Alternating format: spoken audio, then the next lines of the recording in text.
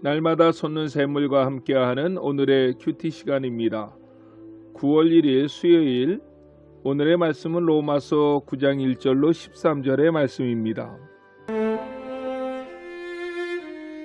내가 그리스도 안에서 참말을 하고 거짓말을 아니하노라.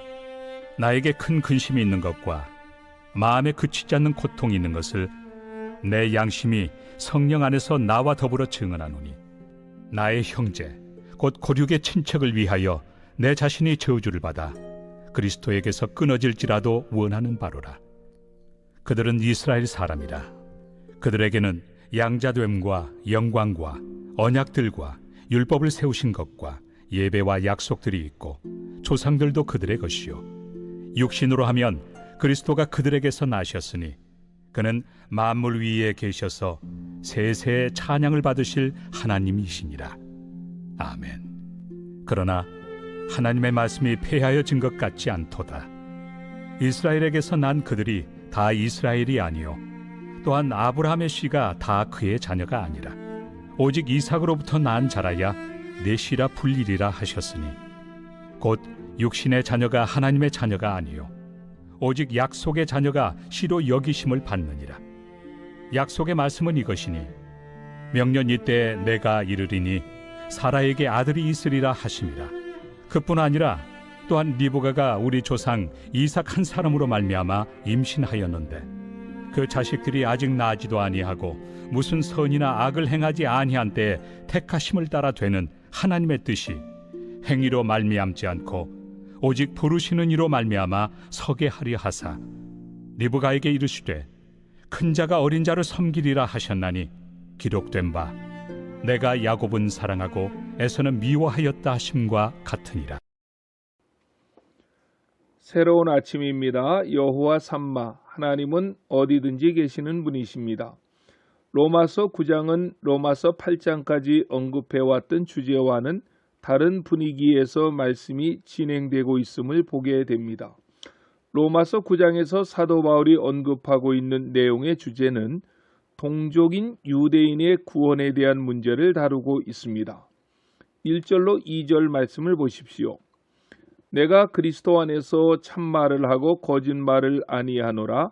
나에게 큰 근심이 있는 것과 마음에 그치지 않는 고통이 있는 것을 내 양심이 성령 안에서 나와 더불어 증언하노니. 아멘. 1절과 2절에서 무엇을 말하려고 하는지에 대한 구체적인 언급은 없지만, 사도 바울은 매우 중요하고 심각한 이야기를 하려고 한다는 것을 금세 눈치챌 수 있습니다. 그리스도 안에서 거짓말이 아닌 참말을 하려고 한다고 했고, 내가 말하려고 하는 주제는 오랫동안 내게는 큰 근심으로 자리를 잡고 있었던 내용이며 마음에 그치지 않는 고통을 주었던 내용이라고 운을 띄웁니다. 그 내용이 구체적으로 무엇입니까? 3절입니다. 나의 형제 곧 고륙의 친족을 위하여 내 자신이 저주를 받아 그리스도에게서 끊어질지라도 원하는 바로다. 아멘. 그 내용은 나의 형제, 고륙, 친척에 관한 문제입니다. 이 말은 사도 바울의 가족에 대한 문제를 말하려고 하는 것이 아니라 유대인들, 이스라엘 백성들의 구원 문제를 말하려고 하는 것입니다.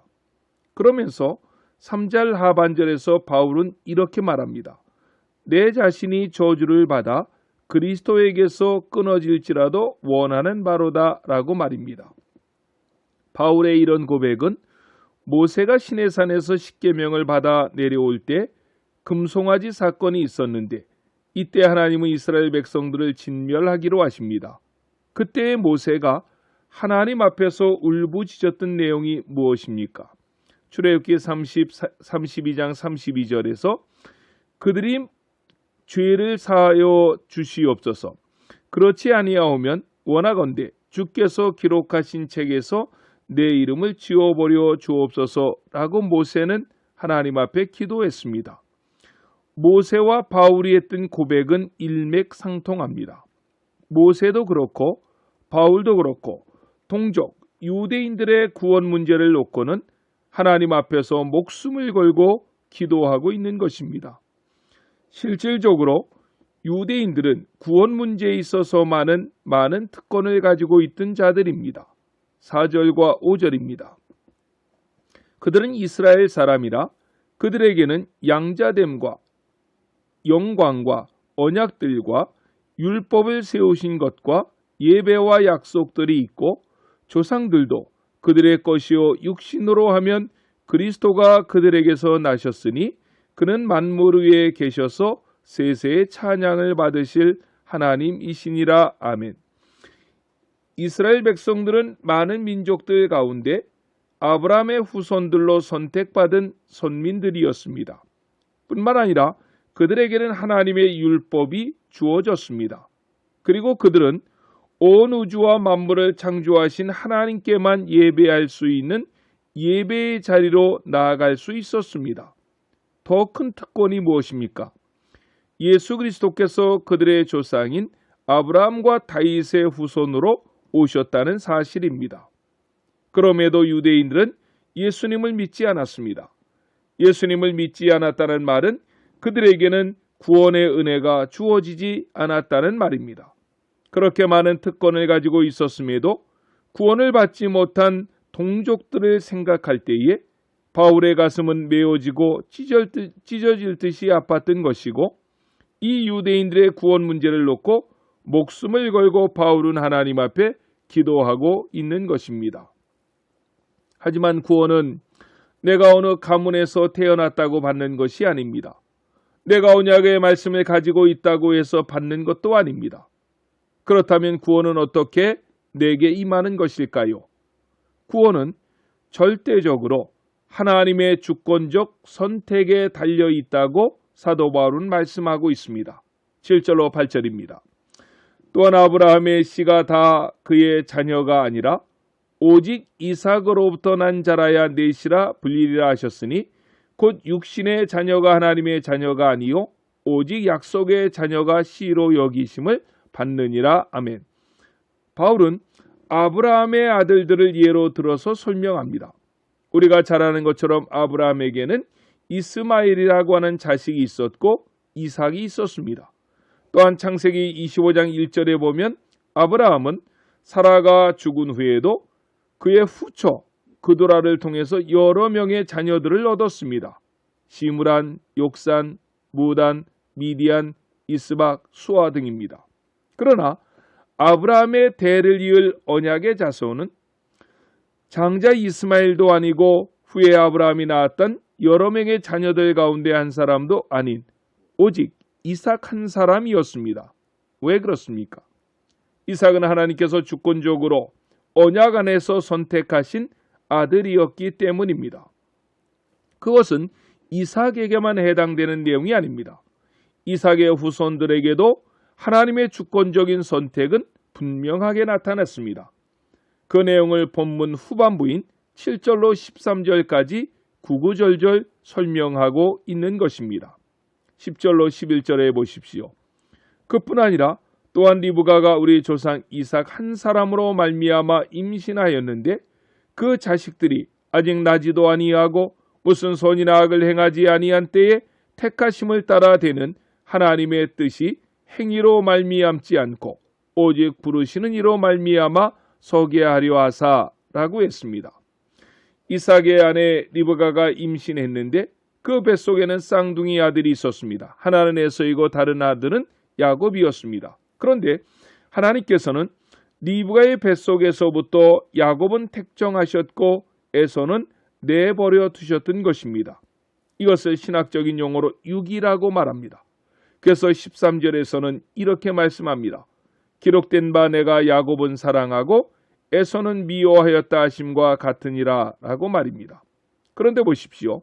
하나님께서는 왜 야곱을 사랑하셨고 에서는 미워하셨습니까? 여기 미워하셨다는 말은 그냥 내버려 두셨다는 말입니다. 유기입니다. 그 이유가 무엇입니까? 야곱이 잘생겼기 때문에, 똑똑하기 때문에, 말을 잘 듣기 때문에 하나님께서 사랑하셨습니까? 그렇지 않습니다. 야곱이 구원을 받은 것은 오직 하나님의 주권적인 은혜 때문이라는 것입니다.